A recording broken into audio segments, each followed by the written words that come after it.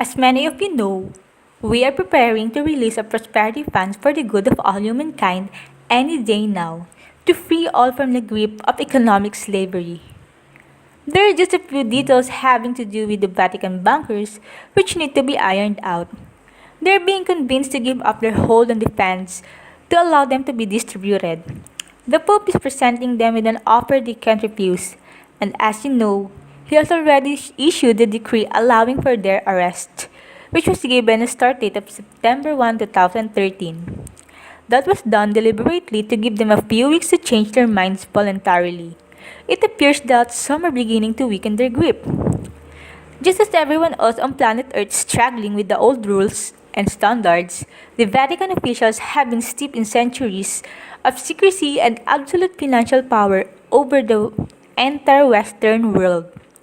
Most people have no idea of the enormous wealth and the civil edicts which are still in place, which give the Church ownership of all the lands which have ever been held by the Crown of England, and all the lands which were allied under the Axis powers, and all the countries of South America which have adopted the beliefs of the Catholic Church.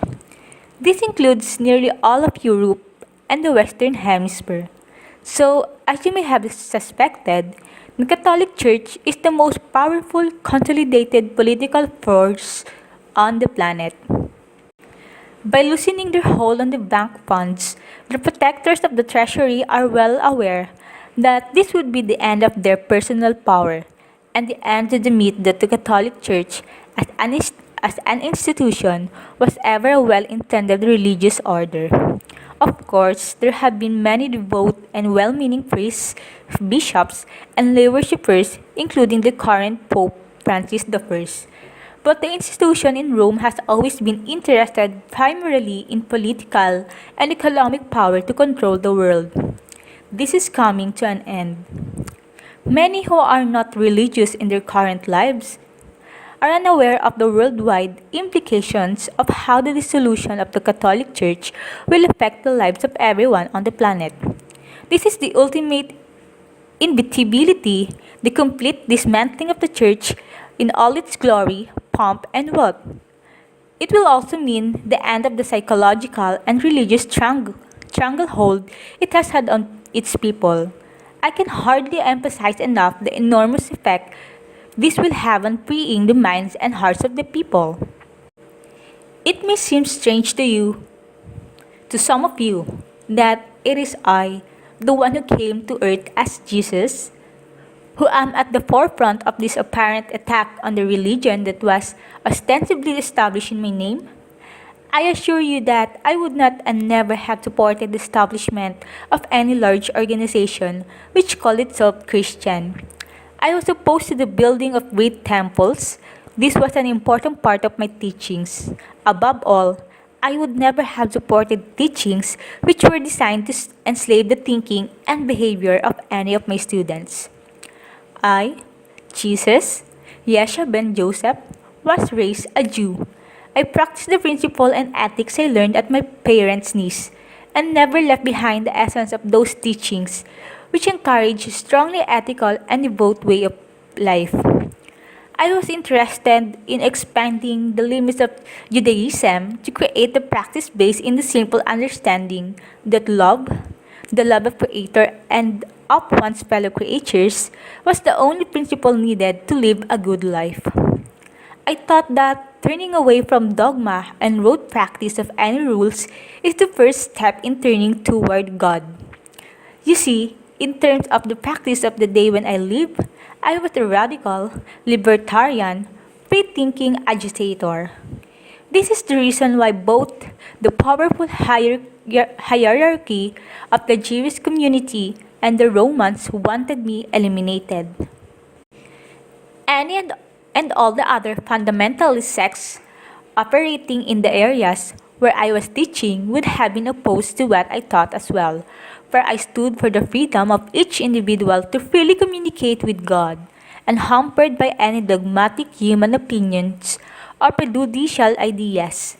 I thought that there was no need for priests or intermediaries. All human beings are possessed with the innate ability to communicate telepathically with their God, their angels, and even with their ancestors. Does this sound to you like some airy-fairy New Age extremism to you? Well, the New Agers have promoted their own misunderstandings as well, namely that spirituality is supposed to make you feel good as an end in itself. I will talk more about that later. Let us concentrate here on the first lesson I will send to you through Catherine, who has collaborated with me in the past to write the chapter in her book called The Christ You Never Knew. I am asking her now to begin presenting my teachings to you directly in unedited, unadulterated form, unlike the documents you have had available until now. We are less limited now by the language, since more people speak English than spoke my Aramaic language 2,000 years ago. And we will have more control over the translation than I did then. I ask that these lessons be distributed unedited without commentary in their entirety. Any translation must be specifically authorized by me. There will be 12 initial chapters which will work together as one book of teachings. As long as those standards are met, we offer them freely to the world. We also will welcome questions from the readers through Catherine and Andy Hart. I will answer them willingly. After the first 6 of these messages have been thoroughly understood, this is a new phenomenon. It is not your ability to read the scriptures as they are being written, in my own words. I will be here soon to affirm these words in person, but it has been decided in our council that some preparation would be very helpful for all of you. Catherine, Lady Portia, has given her permission to the scribe who will present these teachings to the world. Because of our long relationship going back to the creation of this galaxy, because of her deep initiative understanding of the concepts I will present here, and her ability to take down the words and meaning with complete accuracy. I have chosen carefully, and she has been tested to limits of her endurance. She has proven herself steadfast in the principle of oneness I teach, regardless of the challenges we have presented to her. I now feel completely comfortable in asking her to do this important work for us in this historic time, and she has agreed to take on the responsibility. Now that our introduction is complete, let us begin with the first and most important lesson I will present in these pages. God is love. I, Sananda, the representation of God, am love. I speak the words with Prime Creator has breathed into my mouth. I will do faithfully as long as my life as a soul goes on eternally. No other version of my words but this one are the words of the Father directly through me. Many of the old writings have been reinterpreted or purposely distorted to serve the wishes of those in power.